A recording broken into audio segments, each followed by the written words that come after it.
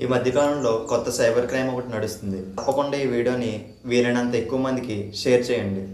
ఒక గుర్తు తెలియని వ్యక్తి మీ దగ్గరికి వచ్చి ఇలా అడుగుతాడు, అన్న నా మొబైల్ స్విచ్ ఆఫ్ అయిపోయింది, లేదా ఫోన్పే ఆర్ గూగుల్ పేలో లిమిట్ అయిపోయింది, మా వాళ్ళు హాస్పిటల్లో ఉన్నారని చెప్పి మా ఫ్రెండ్ మీ ఫోన్పే ఆర్ గూగుల్ పేకి 50,000 పంపిస్తాడు, కొంచెం విత్డ్రా చేసి ఇయ్యండి అన్న అంటాడు.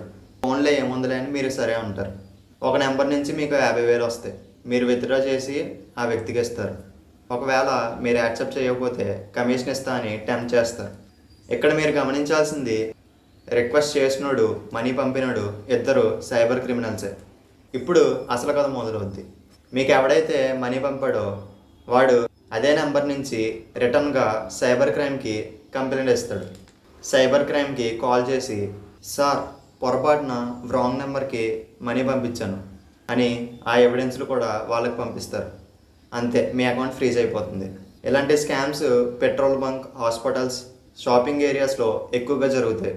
గుర్తు తెలియని వ్యక్తులు నమ్మి లేదా కమిషన్కి ఆశపడి ఫోన్పే ఆర్ గూగుల్ పేలో డబ్బులు మాత్రం పంపించకండి.